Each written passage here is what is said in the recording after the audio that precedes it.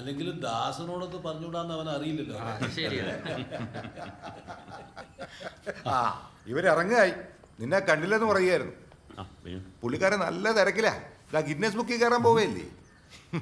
കേരളത്തിൽ PSC test ഏറ്റവും കൂടുതൽ തവണ എഴുതിയവൻ. എത്ര തവണ എഴുതിയടാ? നിനക്ക് ഓർമ്മ കാണില്ല, പക്ഷെ എനിക്കറിയാം 39 തവണ.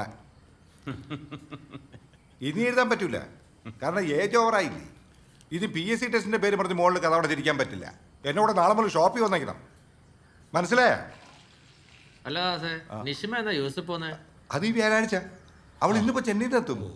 ഡാ, നീ മോളെ കൂട്ടം പോകുന്നില്ലേ? കാർ എടുക്കാൻ സഞ്ജു വരുമല്ലോ.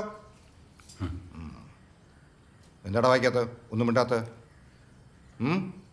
വായിക്കാത്ത എന്താന്ന് എന്നോടാ ചോദിച്ചത്? ചോദിക്കമ്മ, എന്നോട് പലവണ പറഞ്ഞില്ലേ ഇതൊന്നും വായിക്കാത്തിട്ട്? എന്നാ ഞങ്ങള് വിലാസിനോട് അന്വേഷണം പറയണേ. ആയിക്കോട്ടെ, ഇതിന് ഒരു മാറ്റമില്ലല്ലോ.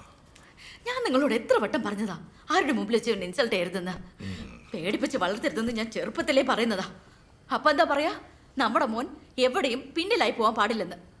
എന്നിട്ടിപ്പോ എന്തായി? ഇവനെക്കാൾ പിന്നിൽ ഇപ്പൊ ആരെങ്കിലും ഉണ്ടോ? ആ സഞ്ജു വന്നല്ലോ. പഠിപ്പും വിദ്യാഭ്യാസം ഇല്ലെങ്കിൽ എന്താ, ഫിനാലി വിറ്റ് 4 കാശുണ്ടാക്കുന്നുണ്ട്. കണ്ട് പടിയടാ. കൂടെ ഡ്രൈവിംഗ് പണിയെടുക്കുന്നു ഇവിടെ ഒരുത്തൻ. അമ്മേ, ഞാൻ 2 മിനിറ്റ് ലേറ്റായോ? വരുന്ന വഴി കുറച്ച് പ്രോഡക്ട്സ് ഇറക്കി എടുക്കാനുണ്ടായിരുന്നു. ഡാ വിനു, ഇറങ്ങല്ലേ? ഇനി ലേറ്റാ നിഷ്മയുടെ വായിരിക്കുന്ന കണ്ടി കേട്ടോ. വണ്ടി ഇവനെ കൊണ്ട് തൊടിക്കല്ലേ? ഇല്ലച്ചാ, ഒന്ന് അനങ്ങി നടക്കടാ.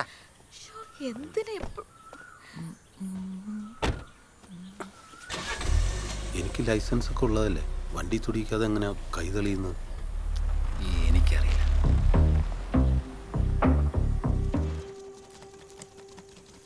നിങ്ങൾ എത്ര പേരുണ്ട്? ആ ശരി, ഞാൻ നോക്കിയിട്ട് വിളിക്കാം. ഇതായിരുന്നാ മോളെ. കൊള്ളാലോ, മയോണൈസ് അല്ലേ? ആ അമ്മ, മയണീസ് റെഡി. ലക്ഷ്മി, നീ ഇവളെടുത്ത് പറഞ്ഞോ? മോളെ, ചെങ്ങോട്ടുകാവിലെ സ്ഥലം നിന്റെ പേരിൽ എഴുതിയിരിക്കുക. അവിടെ നീ നല്ലൊരു വീട് വെക്കണം. ഞാൻ നോക്കിയിട്ട് ഫ്ലാറ്റാ സൗകര്യം. നിങ്ങൾ രണ്ടുപേരുടെയെങ്കിലും അത്യാവശ്യം പൈസ ഇല്ലേ? സിറ്റിയിലൊരു ഫ്ലാറ്റ് വാങ്ങിക്കും. അതാകുമ്പോൾ ആ ലൈഫും കൂടെ എൻജോയ് ചെയ്യാമല്ലോ. അതൊക്കെ നീ കല്യാണം കഴിഞ്ഞ് നീ നിന്റെ കെട്ടിയും കൂടെ അങ്ങ് വാങ്ങിച്ചാൽ മതി. എത്രയും പെട്ടെന്ന് വേണം കല്യാണം, ഞങ്ങൾ ആലോചിക്കുന്നുണ്ട്. അതെ, നമ്മൾ റിട്ടയർഡ് സർവേയുടെ എൻ്റെ പൊന്നച്ഛ, അച്ഛനെ പോലുള്ള ഉദ്യോഗസ്ഥരെയും പ്രൊഫഷണൽസിനെ ഒന്നും എൻ്റെ തലയിൽ വെച്ച് കെട്ടാൻ നോക്കല്ലേ. എനിക്ക് ആവശ്യത്തിനുള്ള പൈസ ഞാൻ സമ്പാദിക്കുന്നുണ്ട്. പിന്നെ എന്നെ ഇഷ്ടപ്പെടുന്ന, എന്നെ മനസ്സിലാക്കുന്ന ഏതെങ്കിലും ഒരു കോന്തനായ മതി. അല്ല വിൻചേട്ടാ? ആ ബെസ്റ്റ്. വേലയെങ്കിലുമില്ലാത്ത ഇവനെയാണ് നീ സപ്പോർട്ട് വിളിക്കുന്നത്. എന്തായാലും നീ കെട്ടാൻ പോണ ഒരുത്തിന് ജോലി വേണം. ഇതൊന്നും ഇല്ലാത്തതുകൊണ്ട് ഇവനൊരു ആലോചന പോലും വരാത്തത്.